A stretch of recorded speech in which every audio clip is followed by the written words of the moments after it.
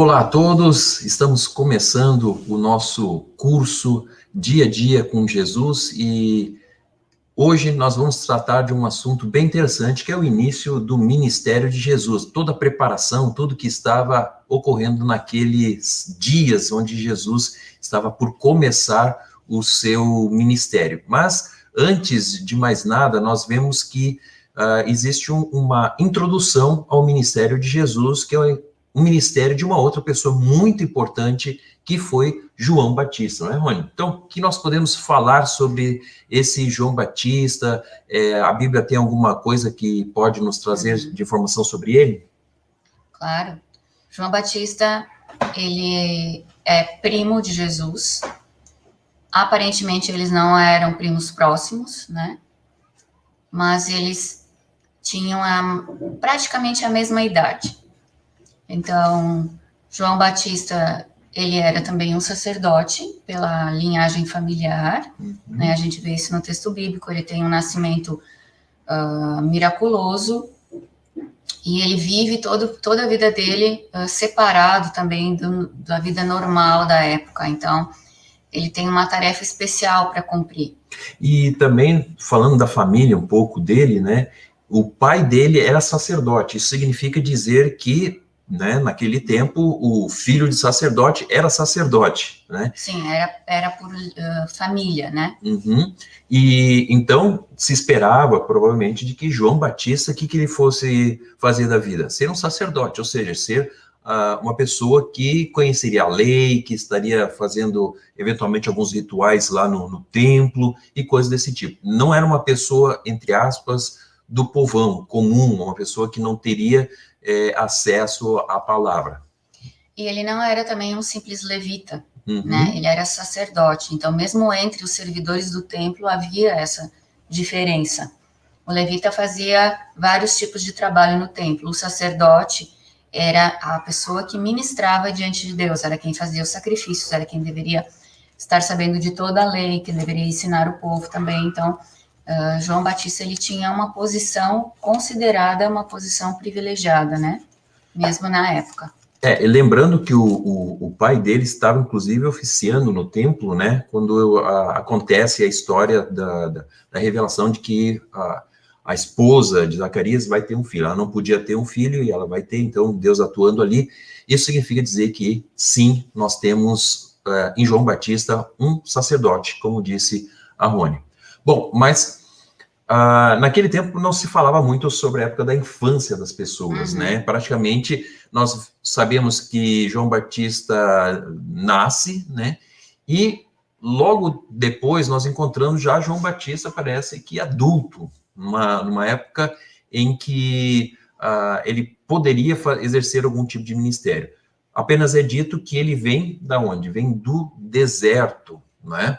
E nós temos aqui, por exemplo, nesse texto, né, que diz que foi neste ano que a palavra do Senhor veio a João, filho de Zacarias, no deserto. Ele percorreu toda a região próximo ao Jordão, pregando um batismo de arrependimento para o perdão dos pecados. Como está escrito no livro das palavras do profeta Isaías, voz do que clama no deserto, preparem o caminho para o Senhor, façam veredas retas para ele.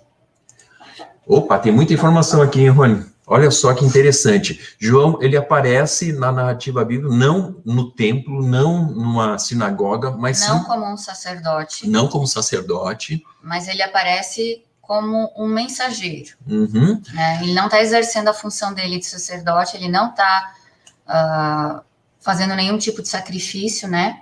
Mas ele está fazendo um outro tipo de trabalho.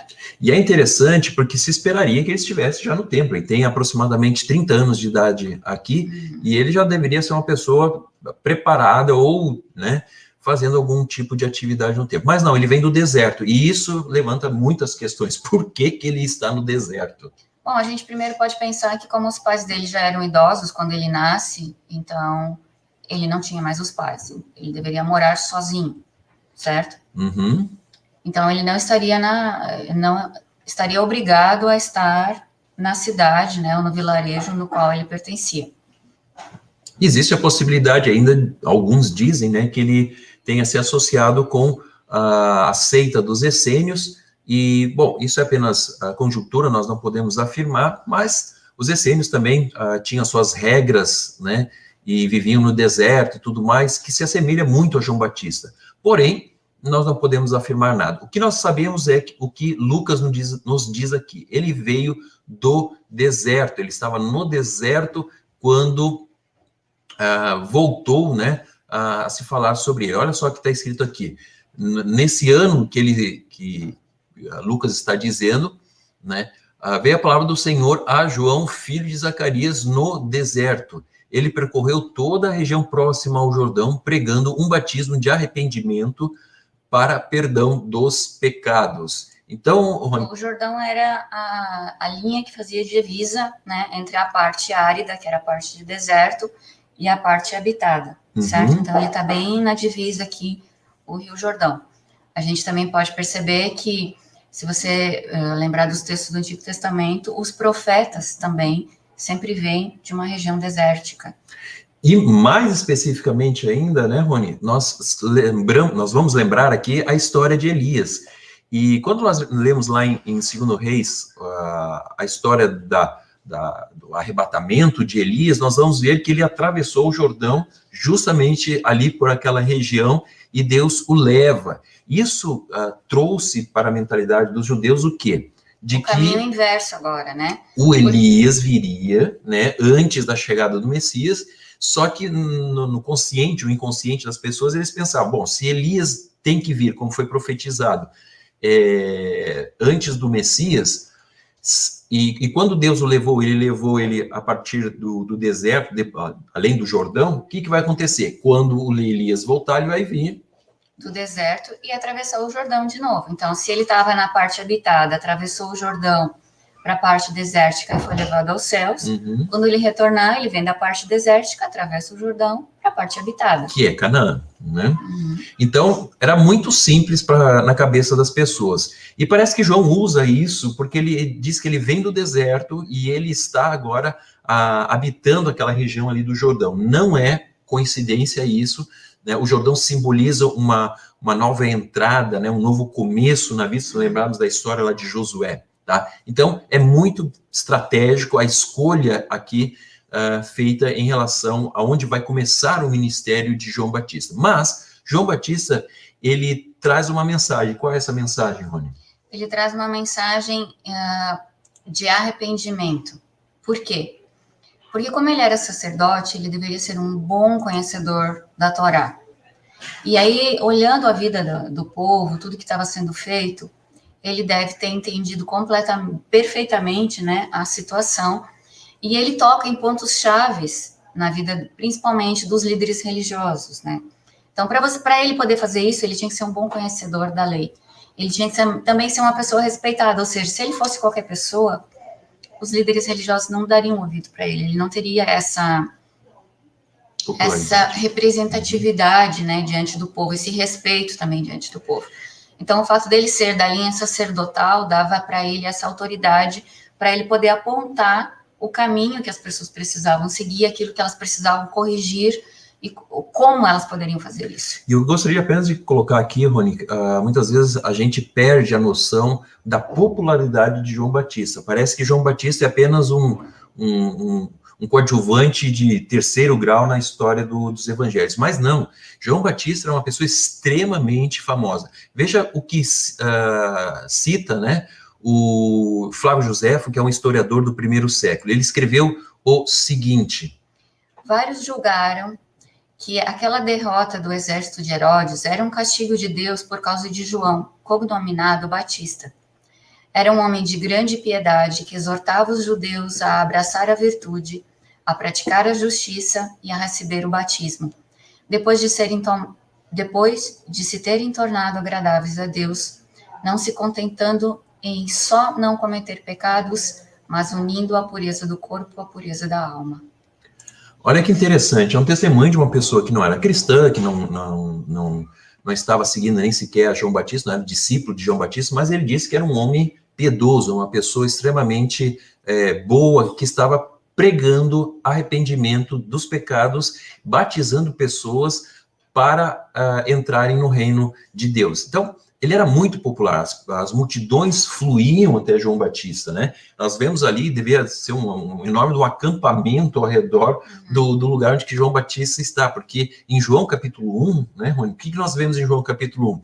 Existe uma multidão que está ali, né? Tanto judeus como não judeus, gentios, havia uma gente vindo de todos os lugares, então todo mundo estava indo para lá. Certo? E ele tinha discípulos, né? Isso, ele tinha discípulos, ele tinha...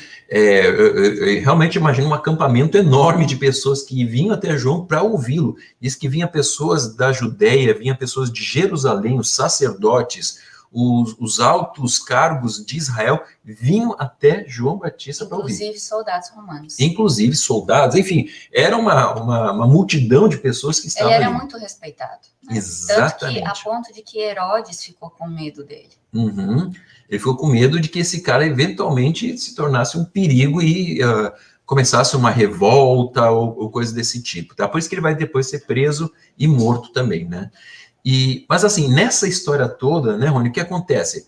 De repente, não mais do que de repente, aparece alguém muito diferente, muito especial. Porque João dizia assim, sejam batizados, né, arrependam-se, sejam batizados, para que sejam perdoados os vossos pecados. Ou seja, ele estava chamando o povo ao arrependimento, e o batismo era um sinal desse arrependimento, ok?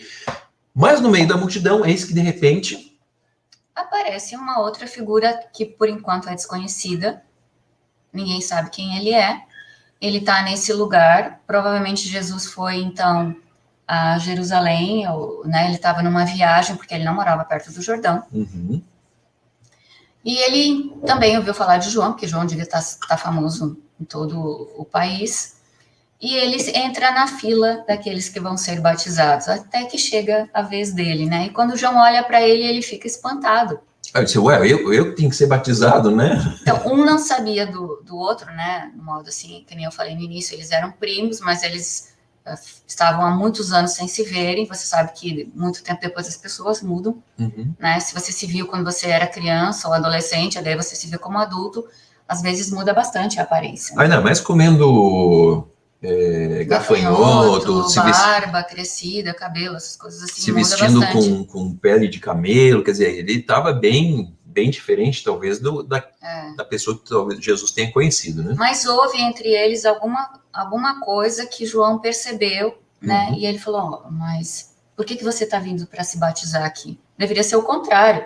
Ou seja, eles, do nada, assim, João já entendeu que... tinha uma coisa ali. E olha só, e o interessante é que Jesus diz, deixa, né? Deixa por isso mesmo, vamos fazer o que é preciso ser feito. E João batiza Jesus no Jordão. E interessante, né? Posso fazer um comentário? Sim, por favor. É muito interessante, porque o batismo, ele era para receber o perdão, né? Mas Jesus ia ser perdoado do quê? Então, para mim, o batismo ele é uma história muito interessante, porque ele comprova que Jesus não tinha pecado. Porque se ele tivesse pecado, quando ele fosse batizado, teria sido igual às demais pessoas que foram batizadas. No caso de Jesus, quando ele é batizado, por ele não ter pecado, o Espírito Santo já vem sobre ele, e nesse instante é comprovado realmente, né, que ele estava ali apenas cumprindo esse ritual, e nesse ritual é demonstrado que sim, ele era o Filho de Deus e ele não tinha pecado. Que é o que tanto Jesus ouve quanto João Batista. João Batista também diz que ele viu como uma pomba vindo sobre Jesus e a voz de Deus, né, dizendo, esse é o meu filho amado. Bom, ou seja, sobre as outras pessoas que se batizavam, isso não aconteceu. Foi unicamente sobre Jesus. Então, foi uma comprovação para João de que sim, Jesus não precisava ter sido batizado, porque ele não tinha nada para se arrepender, ele não tinha nenhum pecado para ser perdoado. E mais do que isso, quando ele sai das águas e tudo isso daí acontece, né, diz que ele é levado imediatamente, Jesus é levado imediatamente para o deserto para ser tentado, ou seja, parece... Ele atravessa o Jordão e já está no deserto, então ele não teve que fazer um caminho especial até chegar a um deserto, entende? Como se ele estivesse longe do deserto, né? Isso também, de uma certa forma, é um marco do início do ministério de Jesus, o próprio batismo, porque a partir dali ele vai para a tentação, os 40 dias, e quando ele volta, já voltando mesmo, fazendo as coisas que ele precisava fazer. tá? Então, é interessante toda essa questão, porque nesse momento se inaugura o ministério de Jesus. E diz que Jesus tinha aproximadamente 30 anos de idade quando ele é batizado. Isso. E João nasceu 6 meses antes de Jesus, significa que João também tinha aí uns 30 anos de idade. Ou seja, estava tudo acontecendo muito rápido. João tinha, será, esse entendimento de que ele era o Elias prometido no Antigo Testamento? Pelo texto bíblico, não, porque perguntam para ele, né, se ele era o Elias que havia de vir. E ele fala, não. Isso. E quando Jesus vai para o deserto, João continua batizando, né? Ele não para de fazer o batismo. Só que antes disso acontece uma coisa interessante, que João aponta para Jesus, diz no dia seguinte do batismo, né? Aponta para Jesus dizendo a famosa frase, né? Eis o Cordeiro de Deus que tira o pecado do mundo. Então João já identifica em Jesus, e ainda os discípulos de João vão ali começar meio que uma questão, poxa, mas esse cara aí, quem é esse cara, né? E aí João, o que ele vai dizer? O importante é que ele cresça e eu diminua. Exatamente. Porque o que foi que ele viu? Ele viu alguém que já estava cheio do Espírito Santo, que não tinha pecado, que não tinha, né, do que se arrepender. Então, somente esse poderia ser o Cordeiro de Deus que tiraria o pecado do mundo. E como era isso que estava se esperando no momento, o Espírito Santo já mostra para João também. E por isso João aponta para ele e fala, é esse. E eu quero que ele cresça, porque ele tem uma tarefa importantíssima. A minha parte é outra. Quando Jesus vai para o deserto, diz que ele, cheio do Espírito, ele é levado para o deserto para a tentação, né, Rony? E durante 40 dias ele fica lá, e parece que só no final dos 40 dias diz que Jesus teve fome. Depois de 40 dias também, né? Aí tem que ter fome mesmo. E o que acontece nesse momento? Vem as tentações que nós conhecemos já das histórias, dos livros e dos filmes, né? Que a primeira tentação é transformar a pedra em pão. Ok, porque Jesus estava com fome, nada mais tentador do que fazer a pedra virar pão. Aliás, pão era símbolo de vida, né? Era símbolo de todo tipo de alimentação. Então, transforme isso daqui em pão. Jesus, ele vai dizer, não somente de pão viverá o homem, mas também de toda a palavra de Deus. Ou seja, Jesus, ele responde a Satanás com um verso bíblico. Aí Satanás, ele disse, opa, esse daqui tem que ser um pouco mais pesado. O que eu vou fazer? Qual é a minha tática a partir de agora? Eu vou usar texto bíblico contra ele. Ele sabe a Bíblia e eu sei que eu vou perder todos, então. E ele fala a segunda tentação, que é... Qual é a segunda tentação? A segunda tentação é quando ele é levado até o pináculo do templo, né? Exato. E aí o Satanás fala para ele, olha, você não é o filho de Deus? Se joga daqui, porque está escrito que aos seus anjos dará a ordem a teu respeito, né? E eles te obedecerão. E aí Jesus disse, ele deve ter olhado assim, escrito está, só que tem uma outra coisa. Esse aí também, os dois sabem bem o texto bíblico, né? Ali a briga era grande, viu, gente? Ali a coisa era grande. Então Jesus diz o quê? Não tentarás o Senhor teu Deus. Ou seja, você não vai ficar só porque você é filho de Deus, só porque nós somos cristãos, que a gente vai ficar usando o texto bíblico ou vai ficar fazendo oração e exigindo coisas de Deus assim, sem motivo. E se metendo em situações complicadas e difíceis, depois dizer, não, Deus vai cuidar. Não é assim, né? não. Então, não é uma coisa assim que nós podemos fazer. Quando, eventualmente, acontecerem situações em que Deus vai atuar, aí a história é outra, né? Que não há outra alternativa, mas nós ficarmos tentando a Deus, isso não é legal, e aí Jesus, ele rebate dessa forma. E aí o Satanás olha e diz, beleza, então agora eu vou para a terceira, que é a mais pegada de todos para alguns, que é a questão da glória, da honra e de tudo mais. Ele diz para Jesus, se você me adorar, eu te dou todos os reinos desse mundo. Que eu estou te mostrando aqui, eu estou dando uma visão de todos os reinos, se você fizer aí só se dobrar, não precisa fazer muita coisa não. E aí, Jesus... Aí, olha só, gente, na época, o Império Romano era um reino muito grande, mas não era só o Império Romano.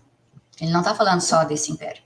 Os persas continuavam como um grande império também, menor agora do que eles tinham sido uns anos atrás, uns 300 anos atrás, mas eles ainda tinham o domínio da outra parte que os romanos não conseguiram conquistar.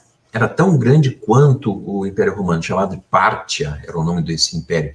E mais além ainda existia um outro império, também não menos do que esses dois, que era o Império Chinês. Então, existiam lugares, e nas Américas também tinham algumas coisas, mas assim, existia muita coisa que Satanás podia mostrar para Jesus. Ele estava oferecendo tudo. Tudo, tudo, não só o Império Romano, estava oferecendo tudo. Ele mostrou todos os reinos. E falou, eu dou tudo para você, você vai se tornar um imperador mundial. E aí Jesus olha e disse, bom, não quero, obrigado. Não, obrigado, é isso aí, eu vou pegar de outra forma depois, eu tenho as minhas maneiras, os meus métodos para recuperar isso daí, né? E ele sabia qual era o método que a gente vai ver, que é através da cruz, da morte e ressurreição. Então, quando ele sai dessas 3 tentações, né, Rony, ele volta e ele encontra algumas pessoas lá que são discípulos de João. Na verdade, ele encontra nesse momento que nós estamos falando ali em João, capítulo 1, né, do versículo 35 em diante, Jesus está andando e aí os discípulos veem aquele lá e aí... Eles lembram que João falou, né? Exato. Esse daí é para vocês seguirem. É mencionado o nome de um deles, que é André, e o outro é chamado simplesmente de um discípulo, um outro discípulo. Então, são 2. E André é interessante, porque André, ele é o quê? Ele é irmão de Pedro. E aí ele vai, olha só, gente, como é interessante, às vezes a gente não pega esses detalhes, né, Rony? Eles estão lá, tem muita gente, né? E aí diz que nesse acampamento onde que João tá pregando, diz que o André, ele vê Jesus e aí ele vai seguir Jesus. O João Batista diz assim, vai meu filho, que é isso aí mesmo, vai seguir esse cara aí, porque ele é o Filho de Deus mesmo, ele é o Cordeiro de Deus. E aí o André sai correndo, vai até Pedro, e Pedro, gente, ele era pescador, tá? André era pescador, e provavelmente João era pescador, só que eles eram lá da Galileia, lá do norte, e eles estavam naquele local onde que João estava batizando. Não sei se era feriado, que foi, todo mundo foi para lá, mas eles estavam ali. Uma festa, né? Uma festa anual. Exatamente. Então, quando ele encontra o seu irmão, Pedro, lá naquele acampamento, ele diz, vem, por quê? Encontramos o Messias. Encontramos aquele de quem a Escritura fala. E aí o Pedro fica meio assim, tal, né? Mais um, né? Porque havia tantos Messias que disse, mais um. Só que acontece, quando André, ele simplesmente dá a resposta, eu acho que uma das respostas mais interessantes, né? Venha e veja. Se você tem dúvida, tira a dúvida você mesmo. Não vou ficar fazendo um discurso teológico aqui para você, mostrando todos os pontos das Escrituras. Simplesmente venha e veja quem é o cara. E aí eles vão e eles têm um encontro muito interessante, e Jesus olhou para ele e disse, você é Simão, filho de João, será chamado Cefas, que traduzido é Pedro. A partir desse momento ele se chama Pedro. É engraçado que Pedro não se apresenta, né? Então a forma de Jesus chamar a atenção de Pedro para mostrar que, para tirar essa primeira dúvida que Pedro tinha, foi dizer, você é Pedro, filho de João. Então, o nome, talvez até Pedro dissesse, alguém te falou meu nome, mas Jesus sabia de quem ele era filho. Então, isso deu um a mais, assim, já para diminuir essa dúvida que Pedro estava tendo. E João, provavelmente João aqui, né? André e Pedro são os 3 primeiros discípulos. Depois eles vão encontrar outros que, na sequência, nós temos ali Filipe e Natanael, tá? E é interessante também que quando eles encontram Natanael, se eu não me engano, ele diz assim, encontramos o Messias. Aí, tá, de onde é que ele é? Ele é de Nazaré. Da Galileia. Da Galileia, né? E aí eles perguntam, pode alguma coisa boa vir daquela região? Né? Porque a Galileia ela tinha uma certa fama não muito boa, principalmente a região ali de Nazaré. Tá? Na região de Nazaré ela não tinha uma fama muito boa, por primeiro lugar, porque era uma região onde existiam cidades gregas, e eles não se davam muito bem com os gregos, uma cultura muito mais liberal, uma cultura muito mais pagã. Então eles não gostavam muito dessas cidades, e também porque ali era a região de um famoso, único profeta do Reino do Norte, que era Jonas, e Jonas também parece não era um cara muito famoso na época, tá? Por quê? Porque ele diz assim, pode alguma coisa boa vir ali da Galileia, sendo que o próprio Jonas era da Galileia, esse profeta nenhum nasce na Galileia, e a Galileia tinha uma péssima fama sobre isso, né? Então, nesse contexto todo aí, Jesus encontra os primeiros discípulos. Mas não é ele que chama, né? Esses discípulos são pessoas que se prontificam a segui-lo pela indicação de João Batista. Exatamente, provavelmente por causa daquela primeira menção lá atrás, o povo que estava mais perto olhou e disse, rapaz, vamos deixar João, vamos para esse outro aí. E num certo momento ali na frente, os discípulos de João vão dizer, ô João, tá todo mundo nos abandonando, né? Então, todo mundo indo atrás de Jesus, e João diz, deixa, que aí é essa questão do que importa que ele cresça e que eu diminua, né? Então, esse é o início muito dinâmico do ministério de Jesus e toda a trama que aconteceu lá com João Batista. Isso. É assim que começa, então, é assim que Jesus é introduzido à sociedade, então, israelita da época, né? E agora ele está pronto para levar a mensagem, que João já fez o preparo. Exatamente. No próximo capítulo, cenas do próximo capítulo, no próximo capítulo nós falaremos justamente sobre os primeiros milagres de Jesus, Jesus em Nazaré, Jesus em Cafarnaum, e toda a dinâmica que aconteceu e a rejeição das pessoas em relação à pessoa de Jesus. Então, nos encontramos... Só fazendo uma parênteses aqui, né? Dá para perceber que os primeiros discípulos de Jesus não são discípulos porque viram milagres, mas são discípulos porque receberam um testemunho. Exatamente. E essas serão as histórias que nós iremos começar a contar a partir do próximo episódio. Então, nos vemos no próximo episódio. Até lá, que Deus abençoe. Até. Tchau, tchau.